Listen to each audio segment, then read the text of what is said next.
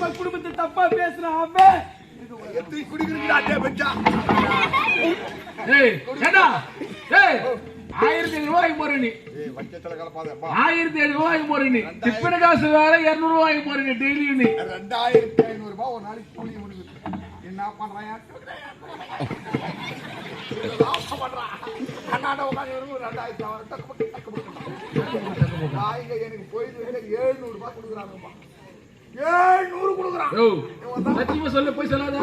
பணம் எனக்கு பாய் குத்தவன் பணம் குத்தவன் வந்தா எனக்கு 700 ரூபாய் கொடுக்குறான். போயிது வெஞ்சி எவ்வளவு வாங்கிக்கிற? 500 ரூபாய் எடுத்து போடுறான். எவ்வளவு வாங்கிக்கிறடா? அது சொல்ல முடியாது. சும்மா சிம்பிளா 4,66,000. அது வெட்டி கணக்கு போடுறா. எவ்வளவு அவங்க எவ்வளவு வாங்குறாங்க? 2500 ரூபாய். 2500 வாங்குறாங்க. சரி வாங்கட்டும், தப்பு இல்லை, வேணாம்னு சொல்லலை. அவங்க பணம் அட்வான்ஸ் எதுவும் வாங்கல. 2500 ஒரு ஆளுக்கு வாங்குறாங்க.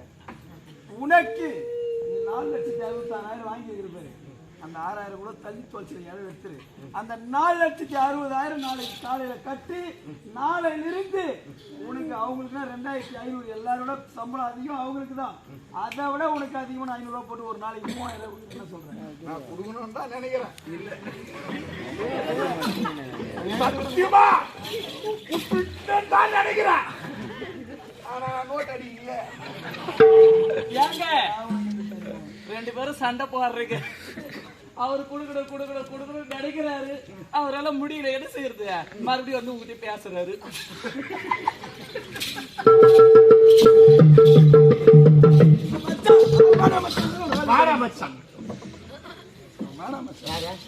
அவன் தான் இப்ப என் குடும்பத்தை பத்தி நல்லா பேசணும்ல. அவன் என்ன பேசணும்னா கேவலமா மச்சான் மைக்கு பிடிக்கணும், செருப்பால வாங்கணும்.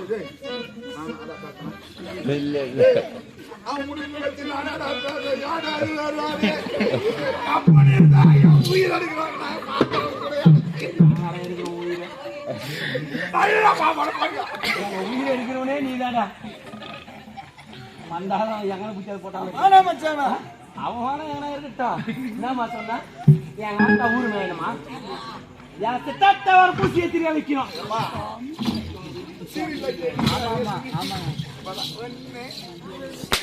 இப்படி எடுத்துருப்பாரு.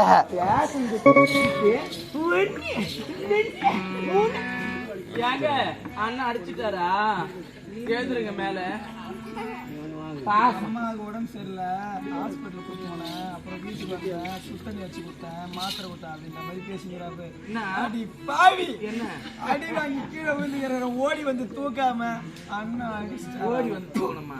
ஒரு அடிக்கே உன்னால தாங்க முடியலையே. உன்னை வச்சு நான் அப்படி குடும்ப மாட்டேன். போய் அவனை நோஞ்சி எனக்கு அதை வச்சுக்கிறேன். ஐயோ அதுதான் நீ முதல்ல சாகணும். லீவெல்லாம் கிடையாது. லோன் பட்டு கிடக்குறது. முன்ன மாதிரி ஆளுங்க இருந்தா என்ன செருப்பாளின்னா வாங்கணும். பூச்சி எத்திரிக்கா விற்கணும். சித்தத்தை எங்க அம்மா ஊர் மேனு எதனால காதல் வச்சிருக்கீங்களா? கம்யூனிட்டிங்களா?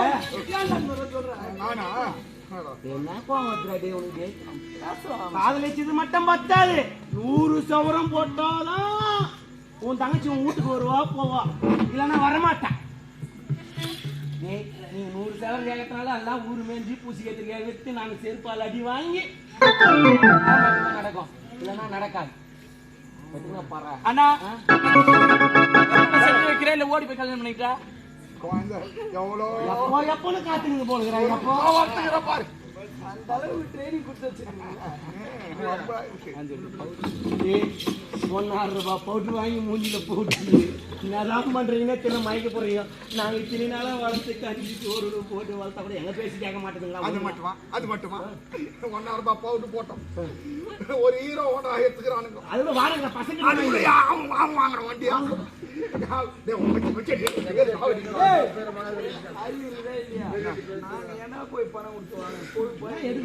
கல்யாணம் பண்ணா வாங்கி தர போறாங்க.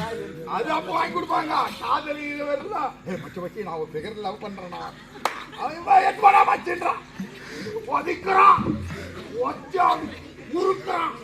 எடுக்க சொல்ல 100-120 போச்சு வண்டி. வரும்போது 108 வந்து ஊட்ட வரும்போது 108. சரி போகட்டும். நாய் 98 நாய் மேல தான் போட்டாகணும். வேற எங்க போட முடியாது. இருந்தாலும் நீ யார்? எந்த நாட்டை சேர்ந்தவன்? எந்த ஊர்? உங்களுடைய பேர் என்ன? நாட்டு இளவரசன். என்னுடைய பெயர் ரவிச்சந்திரன். அந்த நாட்டு மன்னருக்கு 2 செல்வங்கள் நான் கேள்விப்பட்டிருக்கின்றேன். நீ மூத்தவனா இல்ல இளையவனா? இளையவன். டேய் டேய் சின்ன நான் இளையவனாக இருப்பதால் எனக்கு பெண் கிடையாதா? வேலை இல்லை, வருமானம் இல்லை, சொத்து இல்லை, ஊதாரியா இருக்க, பொறுமை கேட்க, குடியாரா இருக்கு. அதனால உனக்கு பெண் கொடுக்க முடியாது என்று சொன்னாலும் ஒரு நியாயம் இருக்கு. இளையவனாக பிறந்ததினால் பெண் கொடுக்க மறுக்கிறீர்கள். இது எந்த விதத்தில் நியாயம்? இளையவனுக்கு ஏடா பெண் தள்ளனை கேட்கின்றாயா? டேய் இப்போது உன் நாட்டு ஆள்பவர் யார்? என்னுடைய தந்தை. உன் தந்தைக்கு பிறகு என்னுடைய அண்ணன். உன் அண்ணனுக்கு பிறகு அண்ணனுடைய மகன். அவர்களை வாயாடி வாயாக ஆட்சி புரிந்து கொண்டிருந்தால் உன்ன மாதிரி கூஜா தூக்குற பையன்களை கூட பண்ண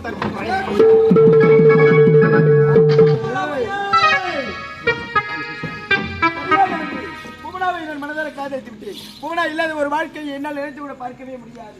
புவனாவை நான் மணக்க வேண்டும் என்றால் என்ன செய்ய வேண்டும் என்று சொல்லுங்கள். நொட்டி பொழுதில் முடித்து காட்டுகிறேன். அந்த அளவுக்கு காகமாக வந்திருக்கா? இருந்தாலும் உன் நாட்டில் தருவது பாகத்தை வாங்கி வந்தால் என் தங்கைக்கு உனக்கு நானே திருமணம் செய்து அப்படி என்றால் இப்படி செய்கின்றேன். நாட்டில் பாதி பாகத்தை வாங்கி வருகிறேன். நீங்கள் தான் மனம் முடித்து வைக்க வேண்டும். புவனா, என்ன? நான் வறுமுறை எனக்கே காத்துக் கொண்டிருக்கிறேன். சீக்கிரம் வந்திருக்க.